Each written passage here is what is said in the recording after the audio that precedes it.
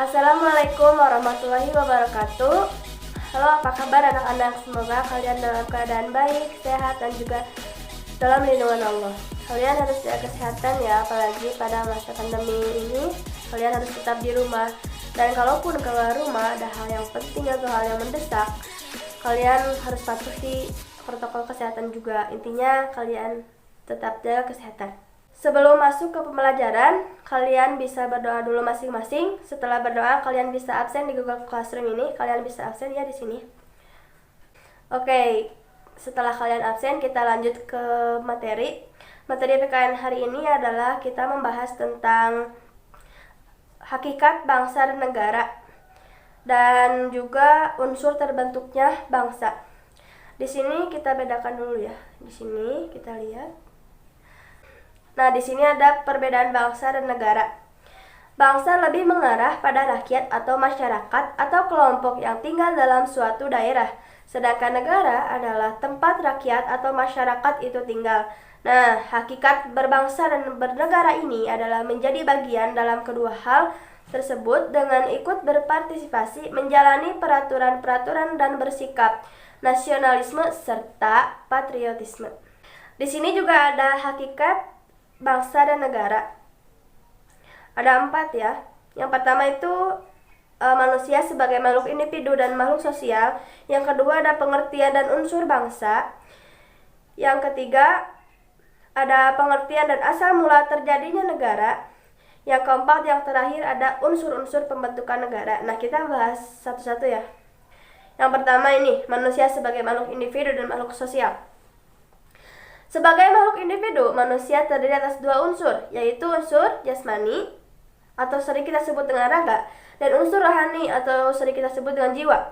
Manusia diberi potensi berupa akal, pikiran, perasaan, dan keyakinan sehingga sanggup berdiri sendiri dan bertanggung jawab atas dirinya. Sedangkan manusia sebagai makhluk sosial tidak dapat hidup sendirian. Manusia selalu membutuhkan bantuan manusia lainnya. Nah, yang kedua ini ada pengertian dan unsur bangsa. Menurut para ahli, bangsa adalah suatu komunitas etnik yang memiliki ciri-ciri berupa memiliki nama, memiliki wilayah tertentu, memiliki mitos leluhur bangsa, kenangan bersama, satu atau beberapa budaya yang sama, dan solidaritas tertentu. Nah, ini solidaritas. Berikut ini pendapat pakar kenegaraan mengenai bangsa. Nah, di sini juga ada beberapa pendapat, ada 3 nih. Yang pertama ada menurut Hans Korn. Bangsa adalah buah kecil karya atau tenaga hidup manusia. Pada umumnya, bangsa memiliki faktor-faktor objektif tertentu yang membedakannya dengan bangsa lain. Di antaranya, yang pertama ada persamaan keturunan, terus wilayah, bahasa, adat istiadat, kesamaan politik, perasaan, dan keyakinan atau agama. Nah, yang kedua ini adalah menurut F. Ratzel. Bangsa terbentuk karena adanya hasrat tertentu atau adanya keinginan yang sama. Hasrat tersebut timbul karena adanya rasa kesatuan antara sesama manusia dan tempat tinggal. Nah, yang terakhir ini adalah menurut Otto Bauer. Bangsa adalah kelompok manusia yang mempunyai persamaan karakter. Karakter tersebut tumbuh karena adanya persamaan senasib dan sepenanggungan.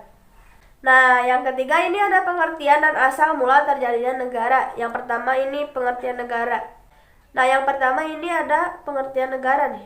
Secara etimologis, negara berasal dari bahasa asing yaitu stad dari Belanda atau stad itu dari Inggris yang berarti menempatkan dalam keadaan berdiri, membuat berdiri dan menempatkan. Sedangkan kata negara dalam bahasa Indonesia berasal dari bahasa Sanskerta yaitu nagari dan negara yang berarti wilayah, kota atau penguasa dan pengertian negara ditinjau dari segi organisasi kekuasaan adalah sebagai berikut. Nah, di sini juga ada 5. Yang pertama ada teori teokrasi. Apa sih teori teokrasi itu? Teori teokrasi terbagi 2, yaitu teori teokrasi langsung dan tidak langsung. Teori teokrasi langsung adalah teori yang menyatakan bahwa yang berkuasa di suatu negara adalah langsung Tuhan, dan negara terbentuk atas kehendak Tuhan. Yang kedua ada teori teokrasi tidak langsung, mengatakan bahwa yang memerintah di suatu negara secara tidak langsung adalah raja atas nama Tuhan. Oke, yang kedua ada teori kekuasaan. Kekuasaan itu ada setelah terbentuknya suatu negara dengan tujuan untuk mempertahankan dan mewujudkan cita-cita suatu negara. Yang ketiga ada teori yuridis. Nah, ini nih. Teori yuridis dapat dikaitkan dengan teori patriarkal, teori patrimonial, dan teori perjanjian. Kita bahas satu-satu. Teori patriarkal yaitu didasarkan pada hukum keluarga.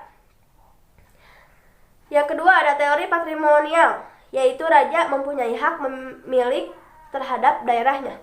Yang ketiga, teori perjanjian merupakan dasar hukum bagi kekuasaan negara. Nah, yang keempat ada pengertian negara dari segi organisasi politik.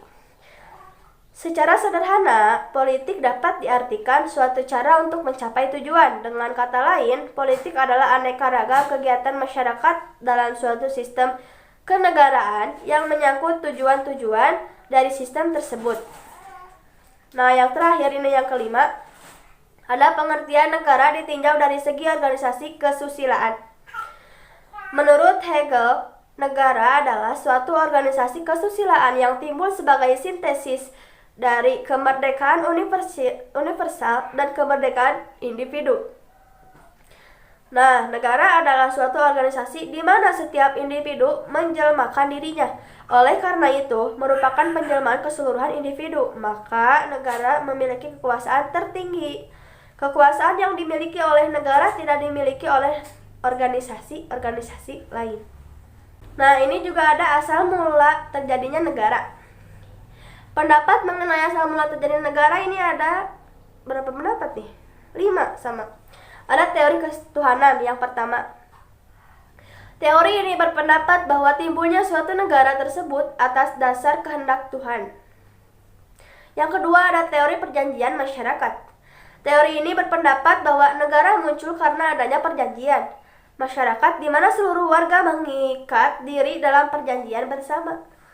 Yang ketiga ada teori kekuasaan. Negara terbentuk atas dasar kekuasaan dan kekuasaan adalah ciptaan mereka yang paling kuat dan berkuasa. Yang keempat ada teori kedaulatan. Nah, kedua teori ini mempunyai 4 sifat. Kedaulatan itu mempunyai 4 sifat, yaitu yang pertama ada permanen, yang kedua ada asli, yang ketiga ada bulat, yang keempat ada tidak terbatas. Yang terakhir yang kelima ada teori hukum alam. Hukum alam bukan buatan negara, melainkan kekuasaan alam yang berlaku setiap waktu dan tempat, serta bersifat universal dan tidak berubah.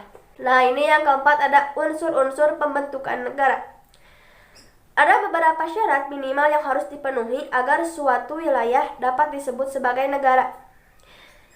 Syarat-syarat tersebut digolongkan menjadi 2. Ada 2 nih, yaitu unsur konstitutif dan unsur deklaratif. Unsur konstitutif meliputi rakyat, wilayah, dan pemerintahan yang berdaulat. Sedangkan unsur deklaratif yaitu pengakuan dari negara lain.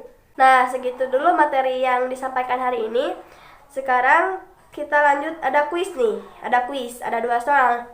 Kalian boleh mengisi nih di Google Classroom. Di kolom komentar kalian isi ya. Terus tugasnya kalian membuat catatan kecil ketentuan Undang-Undang Dasar Negara Republik Indonesia tahun 1945 dalam kehidupan berbangsa dan bernegara.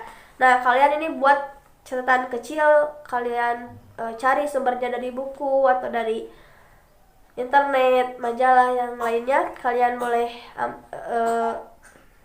boleh cari. Tugas ini untuk minggu depan ya, sebagai catatan aja. Kalian nanti pahami dulu ya materi yang tadi saya jelaskan. Kalau jika tidak mengerti boleh ditanyakan nanti. Ya, segitu saja ya materi sekarang hari ini. Semoga minggu depan kita insya Allah bertemu lagi walaupun daring ya. Semoga kalian jaga kesehatan juga, rajin beribadah dan juga semangat belajar. Oke, ditutup saja dengan doa. Rabbana atina fid dunya hasanah wa fil akhirati hasanah wa qina adzabannar. Wassalamualaikum warahmatullahi wabarakatuh.